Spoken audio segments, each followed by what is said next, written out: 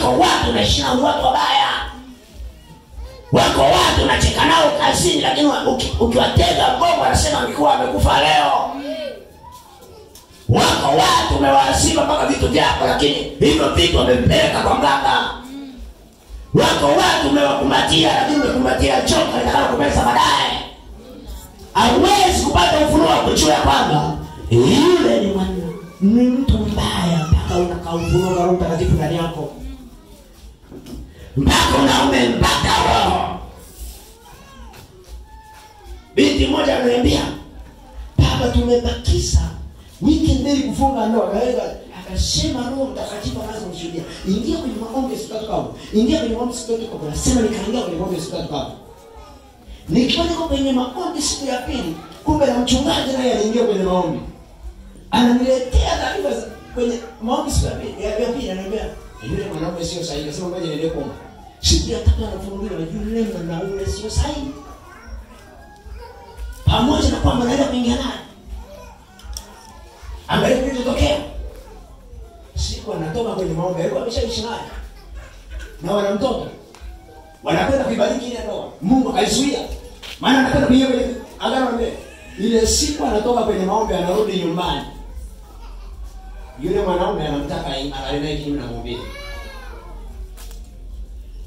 Roho Mtakatifu alimwambia sio mtu sahihi. Ugomvi ukaanza pale. Vitimbi vikaanza. Yule mwanaume alipoona limekuwa kara akakimbia. Zanzibar mpaka leo mwaka wa pili.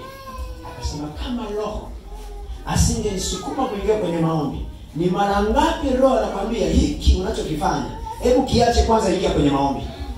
Wewe unapuuza. Maombi. Mimi naenda tu. Sasa unataka kuingia kwenye mahusiano hayo bila kuomba? Unataka kuingia kwenye hayo maagano bila kuomba? Kazi ipo, njoo tu. Unaingia kwenye hiyo kazi, utaingia kwenye chama cha Freemason. Kisa kazi ipo. Utaingia kwenye biashara mikataba ya visa. Kwa sababu na tamaa ya fedha. Utaenda kuingia kwenye mikataba na watu wabaya. Na nyota yako ndio itakayochukuliwa. Ukiwa na Roho wa ufunuo, atakusaidia. Utajua hao watu sio sahihi. Utaweka mipaka. Roho wa ufunuo. Umuhimu wa kuwa na Roho Mtakatifu wa kanisa. Unapewa macho ya kiroho. Roho Mtakatifu ni tumbo la uzazi, ndiye aliyezaa kanisa likaongezeka mpaka leo. Roho Mtakatifu ni tumbo la uzazi. Kuna vitu, kuna nila ziko juu yako zimekukamata. Hapa ninafundisha subiri, nataka upate kitu. Kuna nila, kuna vitu ambavyo viwezi kuzaliwa ndani yako. Mungu ameweka kusudi kwa kila mtu hapa. Tusaidiane kazi ya Mungu na dunia iende kwa usawa. Na tuzae. Hautaki duniani kutembea mwanangu. Usikie kiasara, hebu mwambie kusikia kiasara. Kuna mtu amekaa tu amebweteka hana cha kuzaa. Mimi niko tu sina mkati baba. Nimesoma tu nimeweza chuo kikuu, sina mbele wala nyuma. Lakini amesahau kumtafuta Roho Mtakatifu awezaye kumpa maarifa ya kuzaa. Chini na bana barikiwe. Tatizo unataka kufanya mambo peke yako. Kile unachokifanya mshirikishe Mungu, mshirikishe Roho Mtakatifu. Atakwambia hiyo biashara fanya.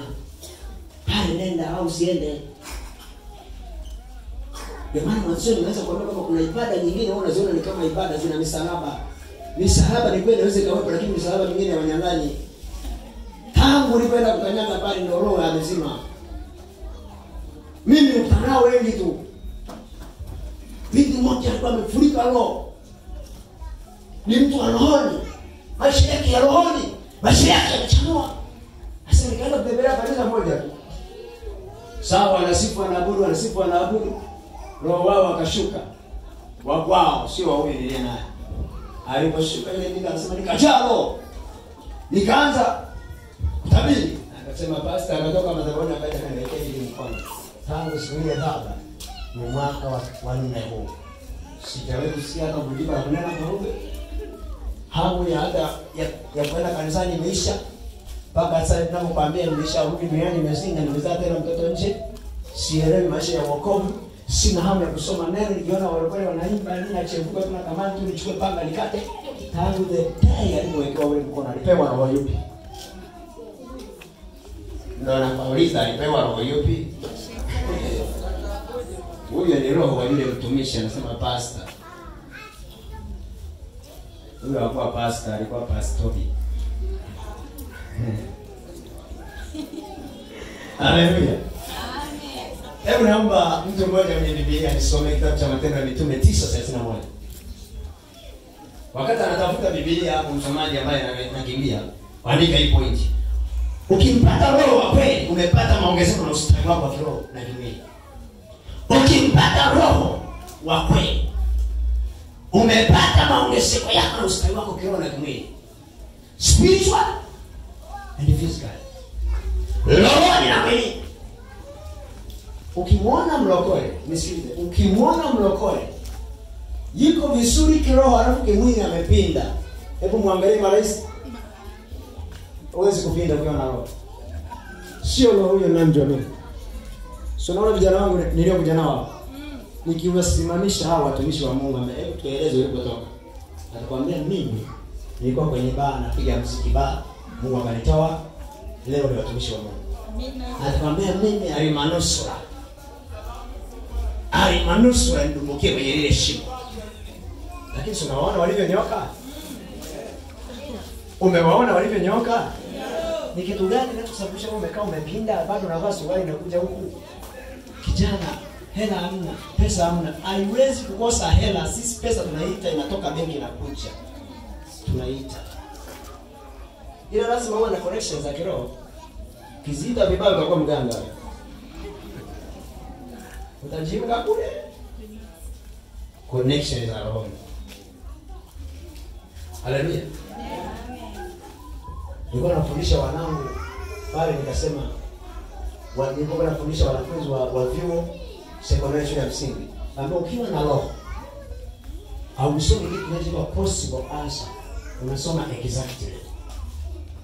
Roho wa Bwana anakuambia fungua notes zako, lecture mtihani ametoa hapa, soma hapa.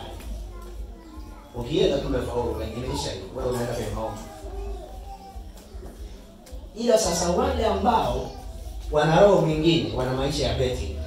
Kama ngoja ni beti, wazekana Simba na Yanga itatoboa Simba, hapo na shanga siku ile wameahirisha na mpira. Hapo ndio utakaposikia mtikeko umefanyaje? Maisha ndio maisha ya warokole. Na kwenye general life watu wanaishi kwa kubeti. Anasema ngoja nijaribu nifanye kazi hii, naona kama imekwama, ngoja niende hivi. Huyo roho atakasa ngapi atatulia? Ninasema roho akatulia juu ya maji. Alipotulia akaanza kuweka mipango kwamba giza na nuru vitofautiane, kwamba bahari na nchi kavu ifanyeje.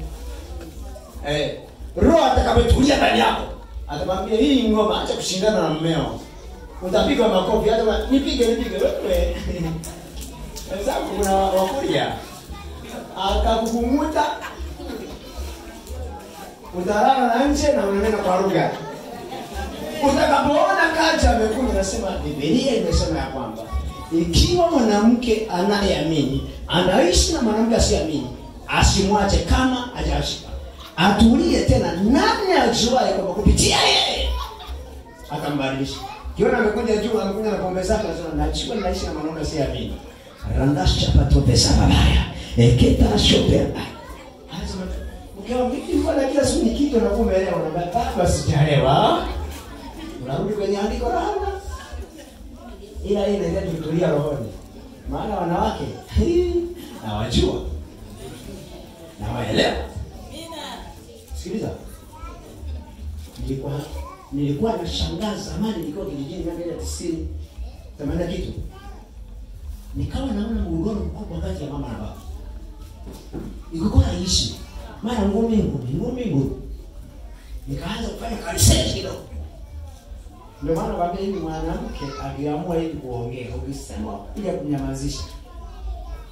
Mwanamke akiwa na akili anaepusha shari ba. Usiwaone wako baa, wengine ndio sisi tunawasababisha wawe baa. Kuna mtu nimemuuliza. Sema ujui tu. Usiwaone wanaume wengine wamelala makaburini, ameamua kuomba rufaa ya kuondoka mapema. Kwa mwanamke huyu. Mungu niombee mapema. Maana ana uhakika kwamba akifika kwenye mseko kwa mfano fikiria sasa hivi mnavyoishi. Ndio kapima kiswali pale amekaa ametulia, hana cha kufanya chochote, aende mjini kutafuta pesa. Ameleta ndio mfano unasema pesa gani? Siku ambaye haijata hata 100 ndio utamfungia mizigo sitampeleka wapi, maana na kwao walishaanza. Kuna mtu anasema naye kwamba roho akitulia ndani ya mtu anakupa na wewe kutulia kwa mpango. Huyu mwanaume anayesumbua ni ishi naye vipi? Huyu mwanamke anayesumbua nifanye naye vipi hapa? Roho atulie ndani yako kwanza. Sio kupa mawengi ya kurukaruka. Tunataka shida sema, hivi mwanangu huko kanisani uliko umeenda, mbona hujaniaga? Nilialikwa baba. Nilialikwa yeye. Kuna uhakika kama kule kuna asma leo ni makanisa kuna roho. Roho. Ndio nimekwambia hivi mimi sialikuwa ovyo nachunguza rohoni. Nilikuta rohoni kuna kama naomba basta. Naomba samani nitakuja mwezi ujao. Mwezi ujao nimepata dharura niko mkoani kumbe niko hapa mjini. Nilichachungulia rohoni kumegoma. Ila nikigundua tu Pastor Alex hapa na mimi nimesema nakuja. Tungemshamia hata Yesu Kristo.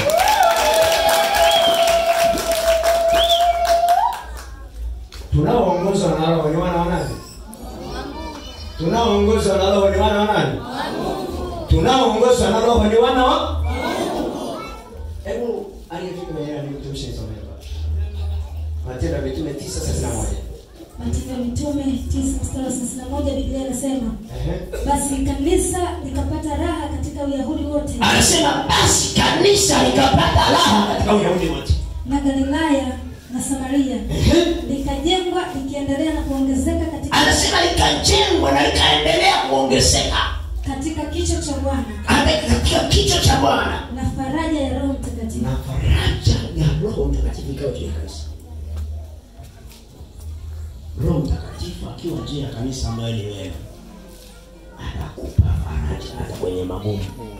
Wakati wenzako wanalia kwenye msiba wanafuta machozi, unasema huyu mimi ninachomtazama kashafika mbinguni, hatuko naye tena, acheni kumlilia, atulilie waliokufa, sisi tutengeneze tuliobaki tukiwa hai.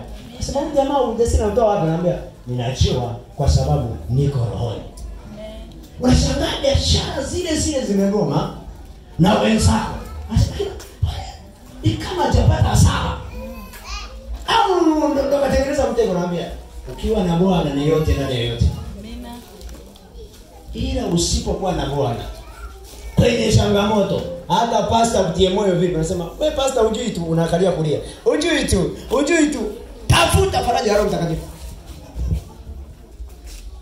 Kuna mtu nimeongea naye kwenye ibada ya leo. Roho Mtakatifu ni roho aletaye ujasiri katikati ya woga na mashaka. Ni roho